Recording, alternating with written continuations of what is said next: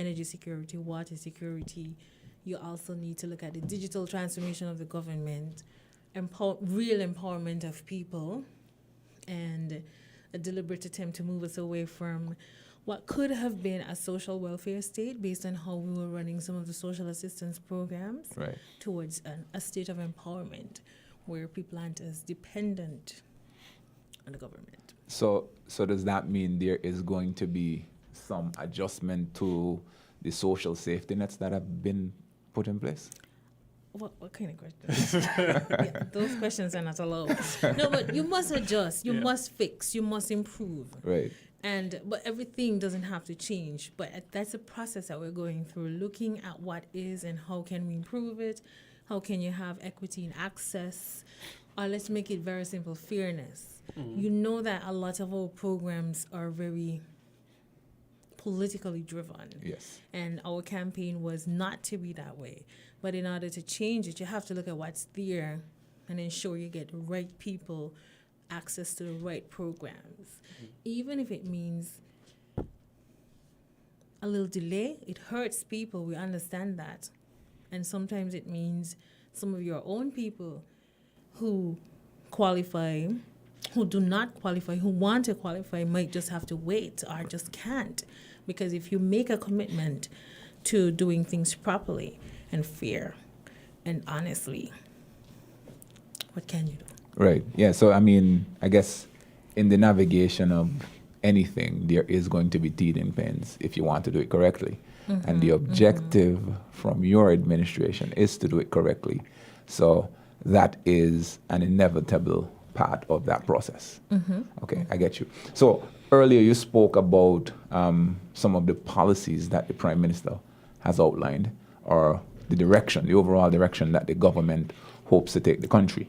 Is that in line with the 17 objectives set out by the United Nations? Because when I was doing some research on this Sustainable Development Plan, that's one of the things that popped up, but I know it's a little bit different from the scope of your direct ministry. So in terms of those 17 goals or objectives, how do you see that fitting into the St. Kitts Nevis context in terms of the framework that is going to be approached? Okay.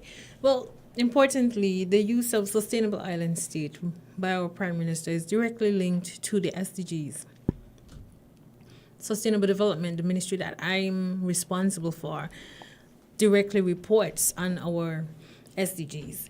To the United Nations? Right. Okay. We haven't done our first report. I think we're one of the last countries who have to voluntarily report on the status. Right. And if you did the research, you would see that we haven't done so well with reporting, because reporting is a factor of data collection. Right. And that brings me to one of the mandates for this ministry. Without data, you can't determine, you don't know where you are, you're blind.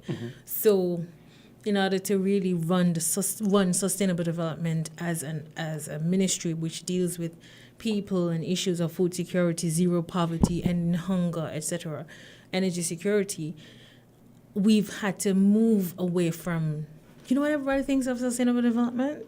Lands and housing. Lands and housing. Yeah. And recently PAP.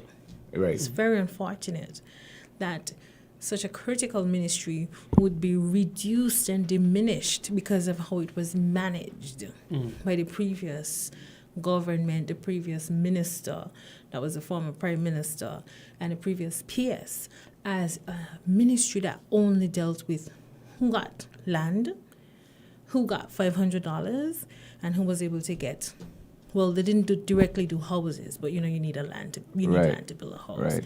It's ridiculous. Sustainable development lands is more than I need a piece of land for a house. It's management of lands. It's zoning.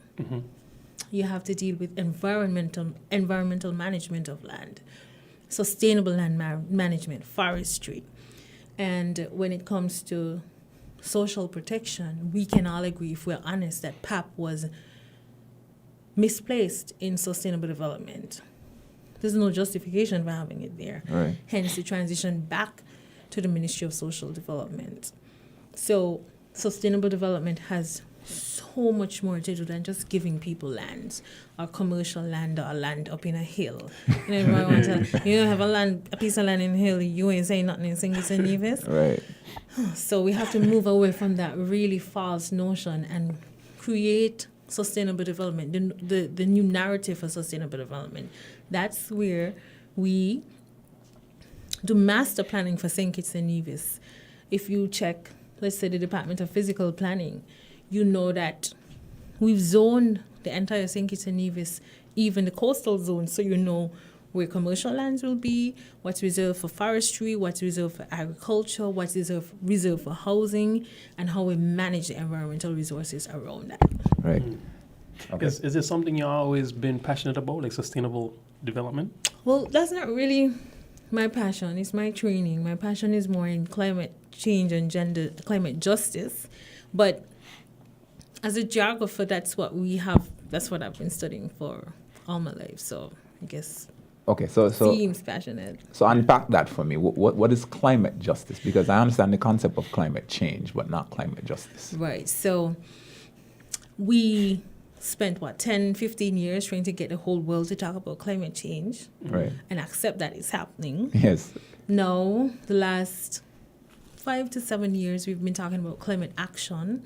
Everybody must do something To reduce global emissions. Right. Okay.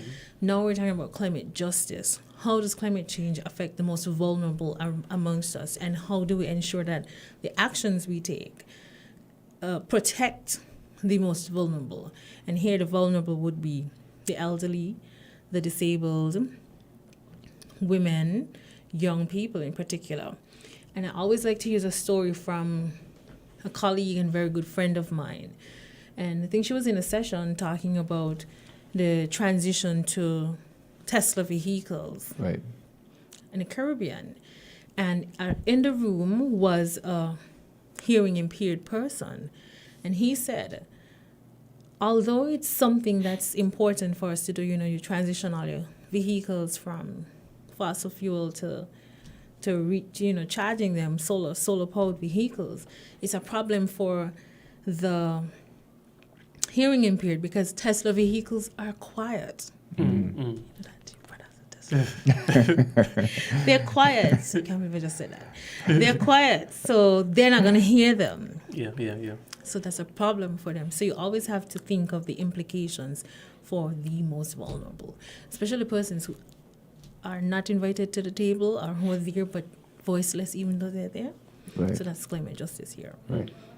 Okay. So I know previously when I looked into it, there was a significant tax that was applied to importing solar equipment, so solar panels and the solar generators. Now that we have somebody that has training and is Passionate. responsible and is passionate. But still don't have no say in finance, yeah? But no, we have some say.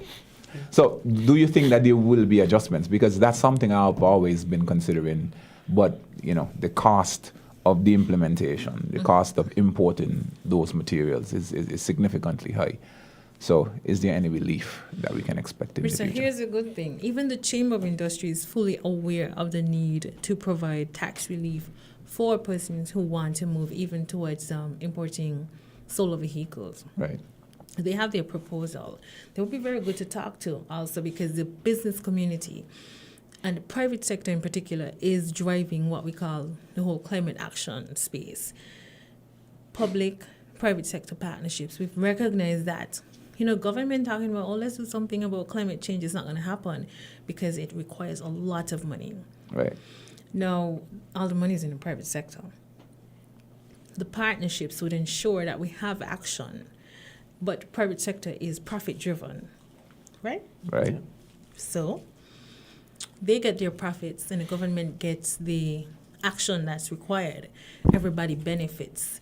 Now, there is going to be more conversation directed by the Minister of Finance around tax relief for importing solar panels, for importing the tanks for everybody who would be asked voluntarily, of course, and then eventually you would legislate.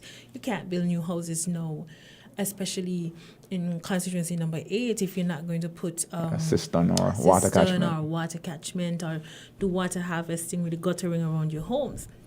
But to get there, that's why you all are so important. You invite boring people like myself on the show and talk about the environment, but we bring it down to how it matters and how people can connect with it. So all the new homeowners should be encouraged to install the gutterings, but it's an expense. So as a minister, you make a case to the Ministry of Finance and you say, let's don't make this taxable, or take off all the VAT and the duties on the gutterings and the cistern and the tanks and the solar panels, so that the homeowners would be encouraged to do this. Right. That's the hope, and that's the conversation we are having as a government. Okay. Yeah, no, I feel like there is, so I've always said there is a tremendous amount of potential in St. Kitts and Nevis. And unfortunately, like you said, greed and inequality has always made us miss the mark to some extent, I feel. So Greed no. by whom? Greed by whom? So no, I mean, I feel encouraged because there is a young ensemble that is governing SKN, and it is very encouraging. So what is the impact that you plan to make over the next 5 years? Because obviously, the next election's in 5 years. Yes. Hey, don't say that. Election was in 2 years, and nobody would believe that would happen. No impact. You always want to. Well, for me, you want to impact the most vulnerable, like the underdogs. You always have to look for the people that everybody forget. Right. How are you going to create a St. Kitts and Nevis which allows them to live comfortably, be happy, feel safe, and be confident that each year would be better than the next? For 7 years, we've been through the wilderness. And it's not just because I'm Labour. It's been political wilderness. It's been the 3 C's crisis, COVID-19, conflict, and climate change. Right. And globally, everybody's really looking for a break.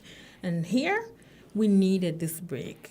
Now, you all are so important because the impact that we make or I make in my ministry is entirely dependent on you holding us to the fire and making sure that you speak the truth. If you see we're not doing what we said we would do, you have to say it. Previously, we had 7 years of quietness where everybody was just afraid civil society just disappeared. And we allowed poor governance to be accepted. Right. And if you, and we can say it's poor governance, we felt it, we saw it, and probably even on part of the opposition, we also became very quiet because everybody was afraid of speaking truth because it ended up in political victimization. That can't be the reality for a small country like St. Kitts and Nevis. So we have to measure how we impact people's lives by maintaining truth. So in the social commentary, impact is measured by how much you really remind us, hey, these are the things that need to happen, and how much you stay true to causes which affect people. In politics, the impact is measured by how much we empower people, how much we allow our young men, for example. I always speak about women. I'm a feminist. I'm always pushing women. And I've already gotten the heat like, hey, men need empowering too. Men need jobs too. Men need to move away from, our young men need to work at 8 to 5 or 5 to 9 or whatever and make their money.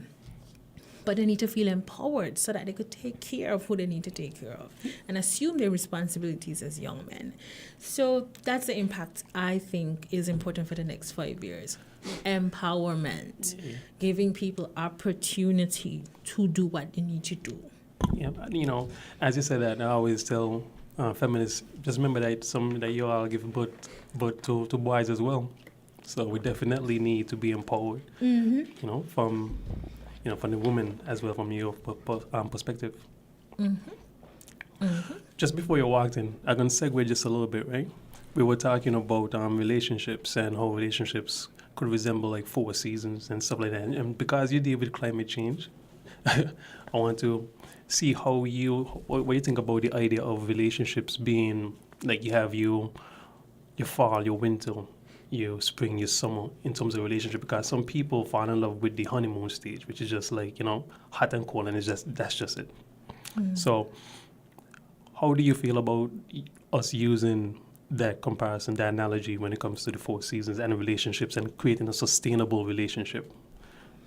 Okay, so let's just be clear. You don't mean like relationships, people falling in love, right? Yeah. Oh, really? Yes. I have absolutely no experience with that. Yeah, it's just So I with have love. to deeper. But even I'm joking. yeah, no. But, Falling in love, relationships, 4 C's, climate change. Wow. Okay. So what's the question? Just joking. no. So, climate relationships. You see, yes, the easy phase, the honeymoon phase, even everything the person does is nice, everything smells good, you just in love. And in terms of, let me link that to government and management. Okay. The honeymoon stage for the St. Kitts Nevis Labour Party being in government, it's coming to an end. Yeah, it's right now. I think it's almost over because people give you 90 to 100 days to do the big things and to make all the changes. And everybody's happy. As soon as that first stage is over and you're riding into let's be intentional about this relationship, that's when people put on different lens and they start to say, but are they really doing what they said they should do? And everybody who was, hey, I'm a Labour, hey, it's the best change we've had, now start feeling the reality of a Labour government. Are they really living up to their mandate? And that's when everybody start pulling out the manifesto and saying, but they said they would do this, ain't do yet. Or why is this person still working? And that's a problem for us. You know, in the honeymoon stage when you ain't reached by the person's house yet. Yeah. And then you finally reach to the stage where, see me and come live with me. It's 2 different things. Right. So that stage right there, that bridge is where we need to cover. In our 100 days, we're getting there. I think sometime in November, we're going to hit the 100-day stage, 100-day mark. And that's when the people of St. Kitts and Nevis will be looking and assessing us and wondering, what did the St. Kitts and Nevis Labour Party do? And we've done some big things already, but we still have to commit to being very intentional about doing big things for the 100-day. But importantly, our relationship with the St. Kitts and Nevis Labour Party government, and just like any relationship, to move to the stage where you're just totally happy that you have chosen to be with this person, you feel equally yoked, you're intentional about your actions in the relationship, it's the same thing St. Kitts and Nevis Labour Party has to do. We have to communicate to the people of St. Kitts and Nevis. Number one, it's really difficult to fix 7 years of problems in 100 days. 2, if we commit to not treating people how people were treated 7 years ago, it's going to take some time. 3, government is equally the persons who have been elected to serve and the persons who they are serving. So we're doing our 50. The people of St. Kitts and Nevis have to put in their 50, whether it's through sessions like this where you bring us in and you talk to us, or you write and you submit. I got a concept package from a member of the Architectural Association. I'm reading it and I'm saying, we need more opportunities for persons to just send your concept notes, send your briefs, send your papers, invite us to your sessions, because we need to hear, because people are out there with some brilliant ideas about how to transform St. Kitts and Nevis and are sending this for free. So we need like 50-50 partnership with people of St. Kitts and Nevis, regardless of color, regardless of who you support, regardless of gender, regardless of your status. Everybody has to contribute to governance. To get us to stage 4, what's stage 4? This is all about communication, clear communication both ways. But when she said that just now, so in her statement, it made me think about something. It made me think that oftentimes we have an election, and during the campaign phase, you see the candidates. They're all over, they're active, they come to your doors. They're checking you. Right, steady. And as soon as they've won their seat and cabinet has been formed and the government is operational, you don't see them. There's But expensive. But you're seeing me now. There's expensive vehicles and the windows are always turned up and they drive past, and you have little to no access to your government ministers. But I thought about that. I thought about that. In essence, where they actually got the job now, and they have to work, and they're not going to be able to move around in the same capacity that they were moving around with during the campaign time, right? That's fair to say. Well, I'll answer when you finish. yeah, no. But what I'm talking about is, I think people understand that. I think people understand that when you get into that position, there is some level of work and you have to juggle a lot of different balls, right? So you wear multiple hats now as a minister. I get that. You have to understand, like the minister said previously, what happened prior to you gaining office and how do you navigate your way out of or into whatever you're trying to achieve. But there must be some accessibility. I'm not saying it's a lot, but oftentimes there is zero accessibility to In the previous government. yeah. So Okay. So what's your question? what's your take on it? What's the vantage point?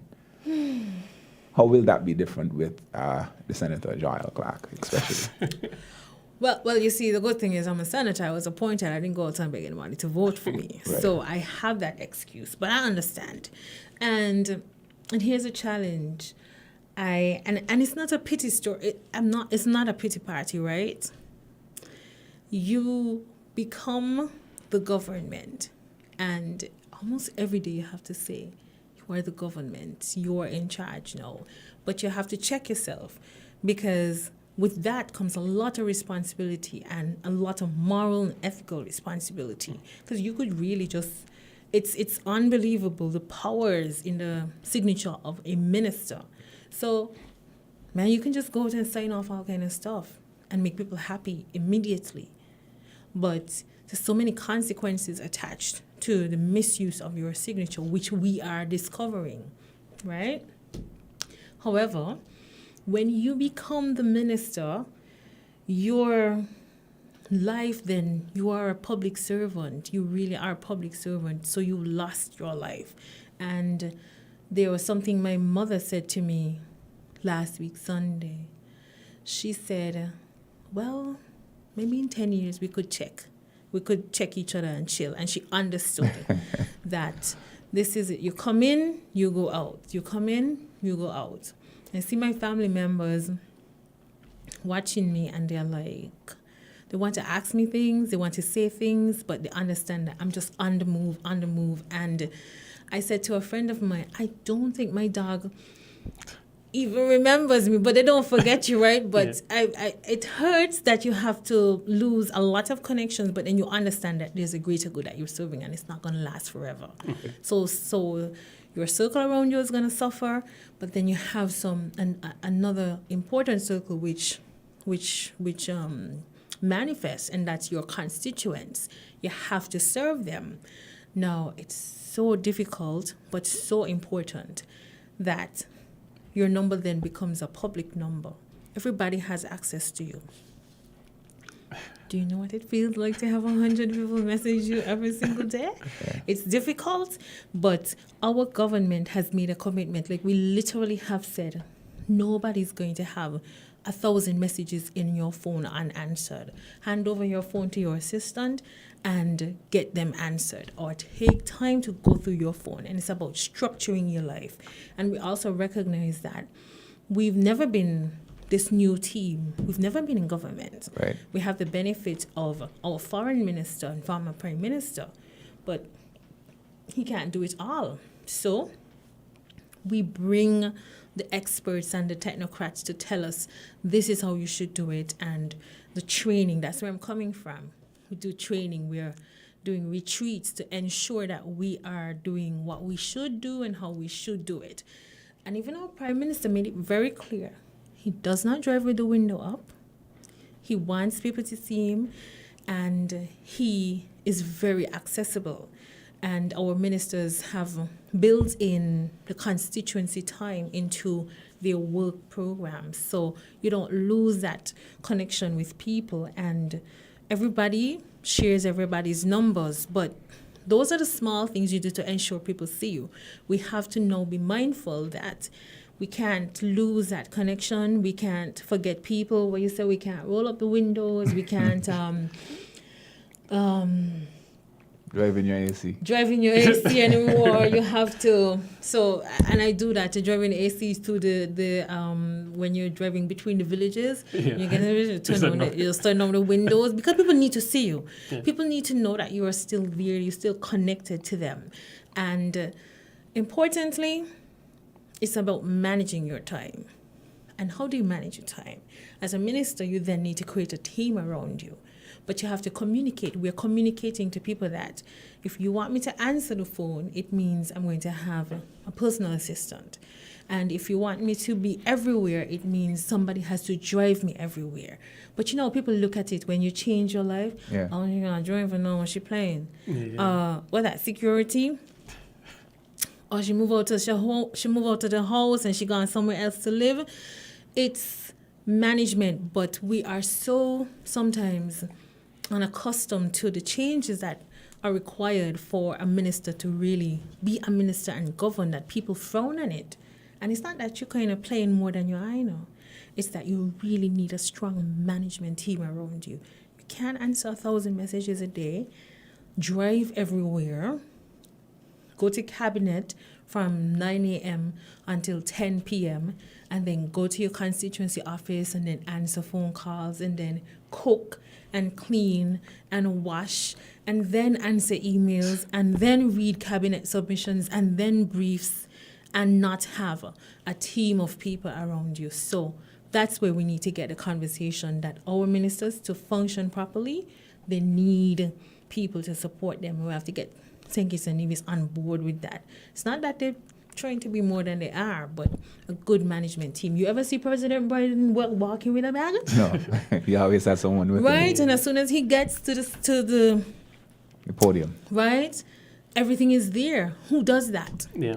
Somebody does it. Yeah, so there's a team that supports the work that you have to do. So, And that's understandable. so how many hours of sleep you get? Because I'm listening to that and I'm just like, this sounds like hectic from Monday to Sunday. It's hectic, but it's not gonna last forever, and it's a sacrifice. Nobody asks, nobody tell us come do this. You know, everybody who's here decided that they want to serve, and to serve you have to sacrifice to be there. And then the people decided to vote you in, so we have to now accept that the next 5 to 10, let's say 15 years, right? Hopefully. It's 15 years.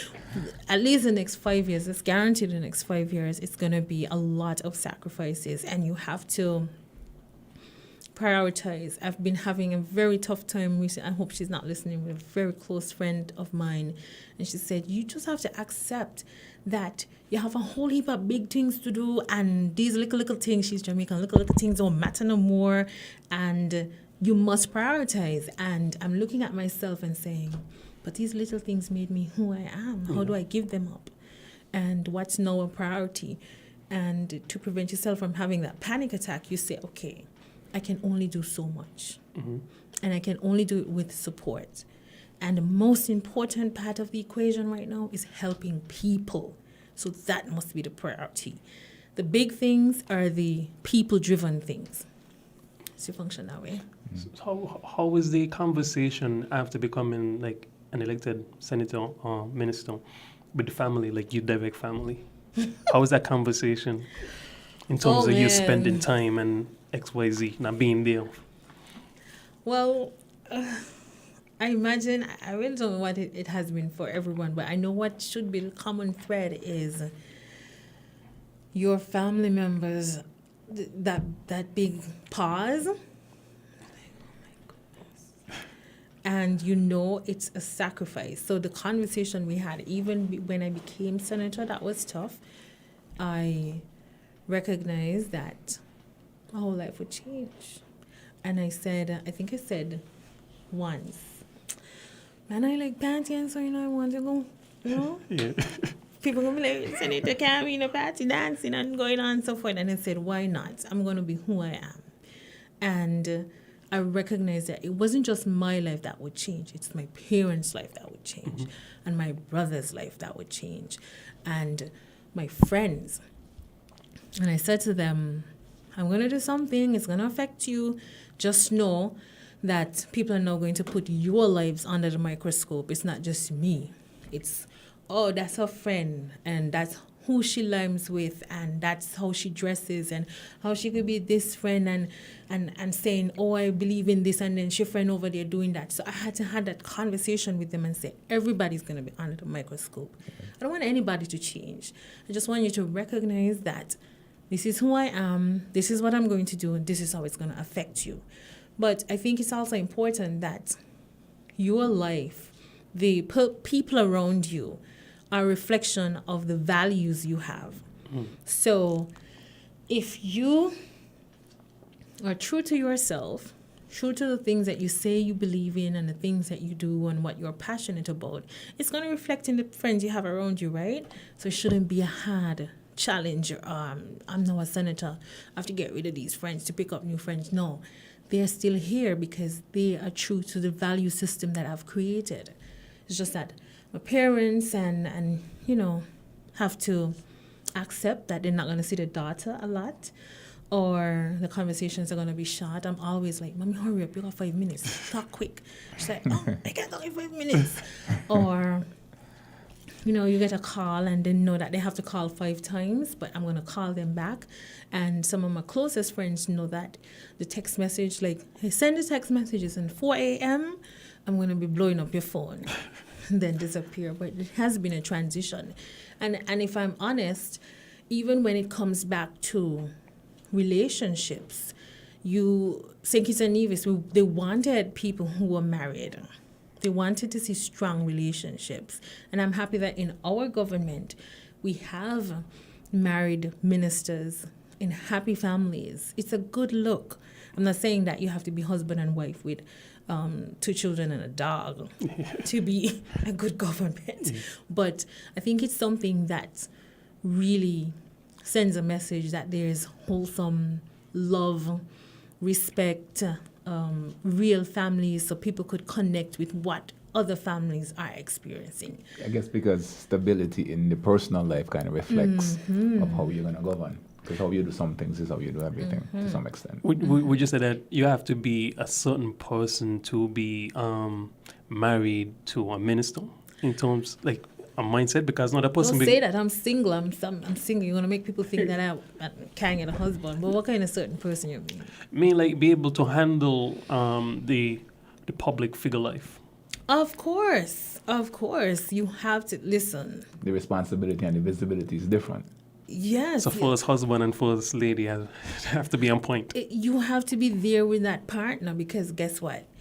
When you go on a date with your husband and that phone keeps ringing and the person looks down and reckons this is a call I have to take. Yeah. You have to accept it. Are You people have to walking up accept to your it. table? Right. Or you go to a restaurant and, I really wanted to say something to you. It's a 10-minute entry from a restaurant, I think. And I'm not elected and I'm not that popular. And I walked up 4th Street the other day. I was trying to get from Lucky's to the pharmacy. Half an hour. Because when people see you, that's when they're going to tell you what the problem is. And they're going to say, make me long, and once you hear that, but it's 5 minutes. It's gonna be people and people's problems. It's genuine. It's like, why would this be a problem for 7 years? Why can't somebody just sign this and get people help? So, if you want to be in a relationship, you want to be married to a minister,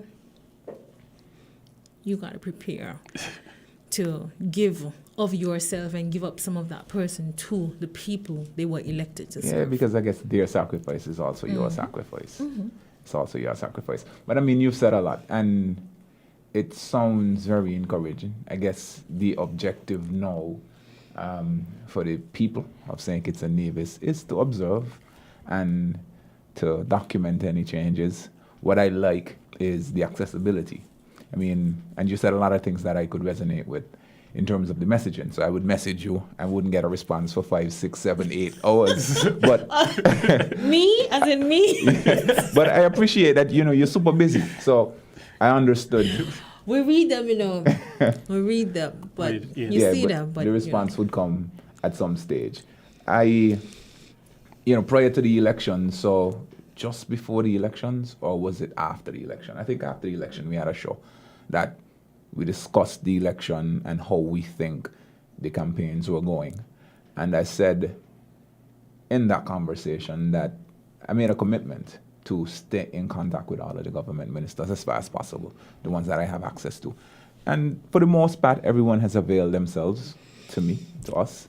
And we what do you mean for the most part? Well, I mean, we don't have access to everybody yet. No, but you can. We're creating those connections. Yeah, you can. Everybody would come on this show. Yeah. I'm telling you. We're creating those connections. So that's something that we're trying to do. We're trying to be that voice. And like you said, we realized that that was something that was missing. You didn't often have government ministers expressing how they feel or what their agenda was or what their perspectives were in relation to how the country was being managed. We see a press release and you hear a prepared statement and then that's it. But we wanted to, on this platform, create greater dialogue. So we really appreciate you coming through and having this conversation with us. And I mean, you've always been close to some extent. So I know you are accessible to me, but you're not accessible to everybody else in the same way. So we wanted people to get to know who the Honorable Dr. the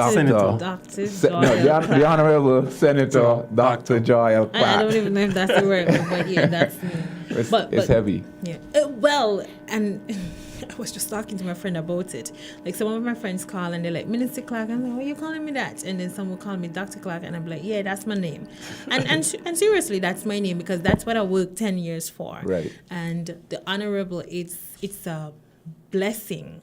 It's service, but it reminds me too that Honorable is just temporary. Right now, the most important thing is who Joyelle doing what she's supposed to do for the people of St. Kitts and Nevis.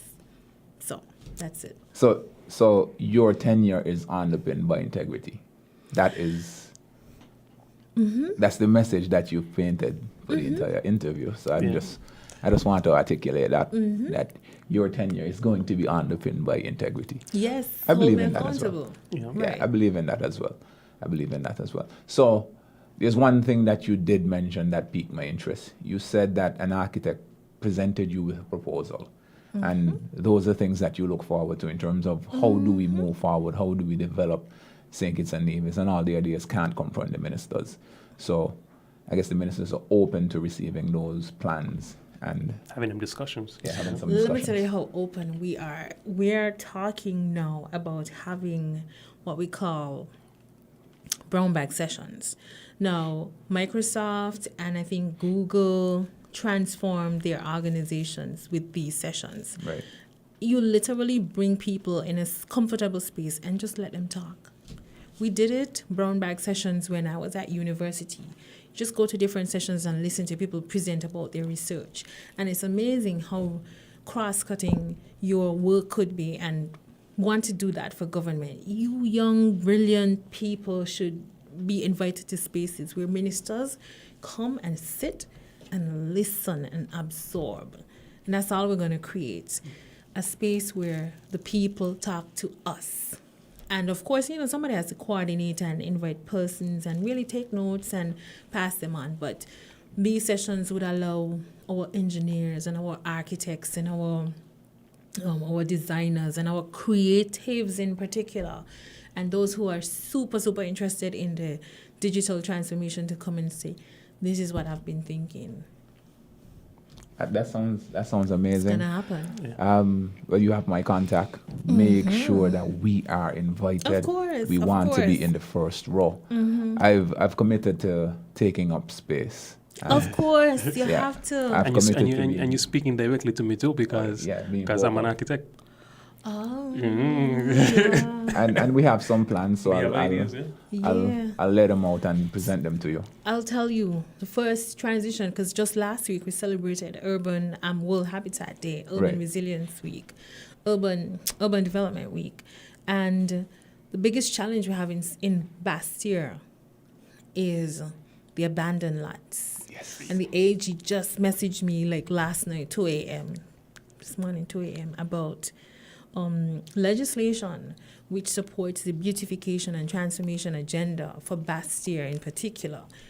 We must get our young designers and architects and Yeah, planners to definitely. figure out how we're going to Do it, deal yeah. with revitalizing Bastille. It has to be a hub. It has to be energetic. It has to bring in our migrant population. I mean, I want to eat mofongo while that's the Puerto Rican mash plantain, right? Right.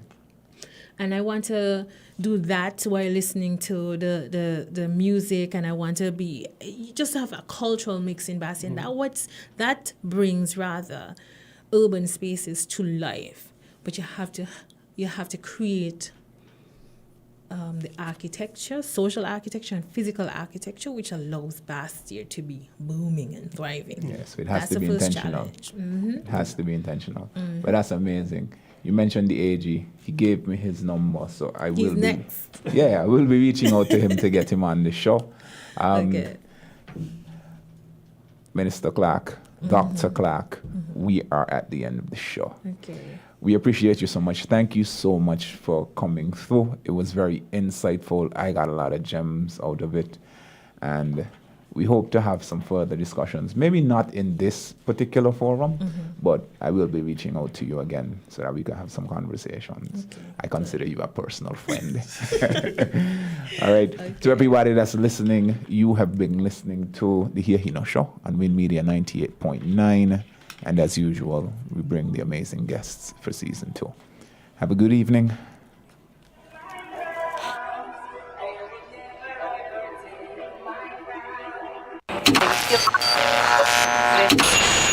You found the sound. 98.9. Win.